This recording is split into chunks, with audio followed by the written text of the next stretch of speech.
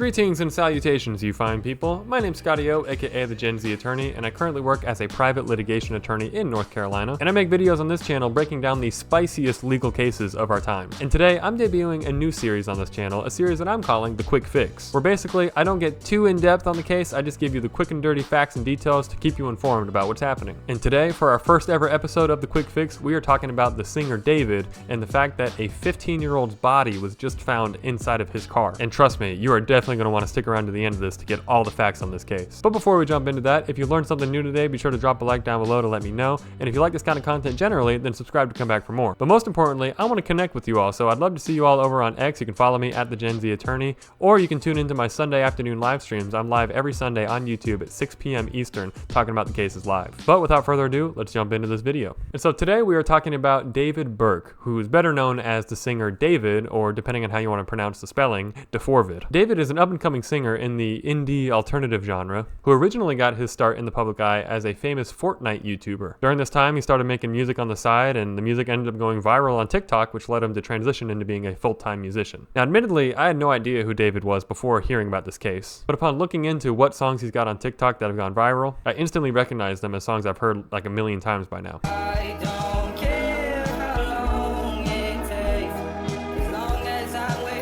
And so yes, his songs go viral, and that then turned into his first full album called Withered, which he is currently on tour for. However, things took a dramatic shift when on September 8th, a dead body was found in a Tesla that was abandoned in Los Angeles. Initially, people nearby reported a rotten smell that was coming from that car lot, and then when police responded and investigated, they found the Tesla, popped the frunk, not the trunk, the frunk, and found a dismembered, decomposing body wrapped inside a plastic bag. And the reason this discovery put David into the crosshairs is the fact that the Tesla that was found was registered to David Burke, aka David. So they find a dead body in his car, and immediately the investigation kicks into full swing. And the first thing they do is identify the body as 15-year-old Celeste Rivas Hernandez. So now we're not just dealing with a dead body, we're dealing with a minor child that is the dead body. And not only that, but turns out Celeste Rivas Hernandez had been missing for 18 months by the time she was found. As of now, the cause of death has not been pronounced, and between the autopsy report and the toxicology results coming back from the lab, that could really take anywhere between 4 to maybe 8 weeks for those results to come back. But while we are waiting on those results, the authorities are treating this as a potential homicide and treating it as seriously as they possibly can. Now, despite the fact that this body was found inside a car registered to David, he was not initially labeled as a suspect. And in fact, his team put out a statement stating that he was cooperating fully with the authorities. But now since then, the police have since raided his home on September 18th,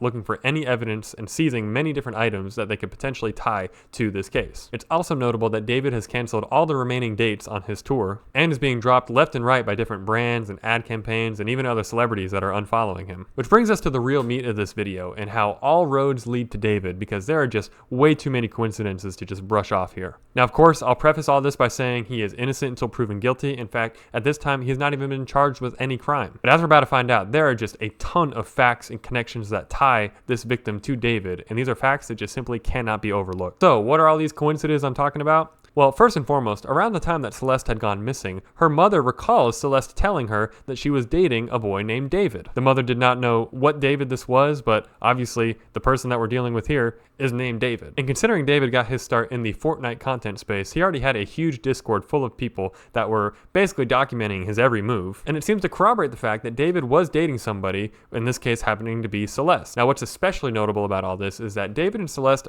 apparently met back in 2022, back when Celeste was 12 years old and David was either 17 or 18. On top of that, David and Celeste have matching tattoos on their right index fingers that say SHHH, spelled SHHH. All right, they've got these matching tattoos. On top of that, David has an unreleased song that has since been leaked titled Celeste, and it is a love song for somebody named Celeste. Gee, I wonder what Celeste he could be talking about here. Y'all just wait, those aren't even the craziest coincidences, because it just so happened that one of David's most popular songs, a song called Romantic Homicide, he released the video for that song on September 7th, 2022. Now, why is that date important? That date, September 7th, just so happens to be Celeste's birthday. And Romantic Homicide is a song that's all about killing somebody that you were in love with and not even feeling a thing. Now, admittedly, the release of this song well predates the actual death of Celeste, so it's not like this isn't another YNW Melly situation where he allegedly murdered somebody and then wrote a whole song and released it entitled Murder on My Mind, where he documents the exact process of how he murdered somebody. This is not one of those situations because this song was released well before the death of Celeste here, but it still is a window into the state of mind of David, and admittedly maybe an unstable state of mind that might lead him to kill somebody that he loves. And once again though, this is all just speculation. We're attempting to basically mind read at this point, but our job here is to evaluate all the evidence, stack it all up together, and determine whether or not we think this guy is guilty. And it doesn't just stop there, because David's biggest song called Here With Me, the music video got released for that, and the main girl, the model they used to be the love interest, the main girl in that video, has a striking similarity, a striking resemblance to Celeste Rivas Hernandez. Maybe this is just David having a type, or maybe it's because he specifically wrote that song about Celeste, but obviously couldn't use her in the video because she was 12 or 13 at the time. But folks, it doesn't stop there, because in the time that Celeste has been missing, she has allegedly been spotted being with David in the background of different live streams. Now certainly it's hard to tell exactly if this is her, but it does stand out the fact that she is wearing a specific Gap sweatshirt in the videos, and the missing persons picture that was put up for Celeste shows Celeste wearing a very similar, if not the same, Gap hoodie. I will let you all be the judge on whether or not this is in fact Celeste, and whether she was with David during these 18 months that she was reported missing. And perhaps the most salacious of all the details here is that David was supposedly, allegedly walking around the area where Celeste lived, paying people off to not spill the beans that he was in a relationship with a girl that they all knew was underage. Now granted, this is just from a Twitter post. I have no way of verifying or fact checking this. I'm just going off what other people are saying.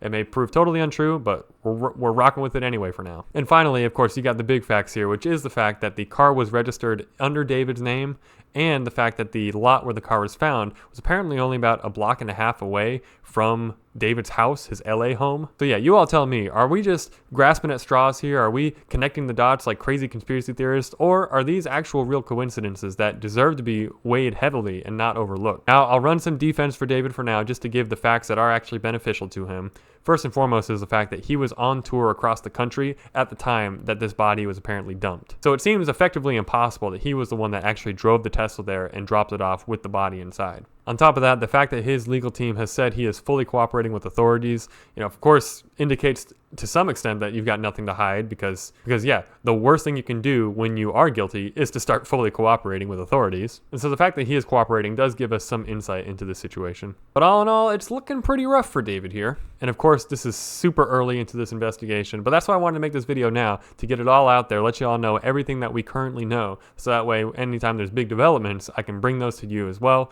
and we can follow this case really from start to finish. Because trust me, there are going to be way more shoes to drop here. But yeah, that is the quick fix on the David investigation. And as promised, I will bring you all the major updates as they happen. And the best way you can make sure you don't miss them is by subscribing to come back for more. Once again, if you learned something useful, be sure to drop a like down below. And let me see y'all down in the comments. That's one of my favorite things on this channel, is being down in the comments, responding to y'all, hearing all your thoughts and questions, and responding to them as best I can. And last but not least, like I said, let's connect over on X. You can follow me at the Gen Z Attorney, and also tune into the weekly streams Sunday afternoon, 6 p.m. Eastern. Would love to see y'all there. But that's all it's going to be for today's video, so I'll see you all on the next one.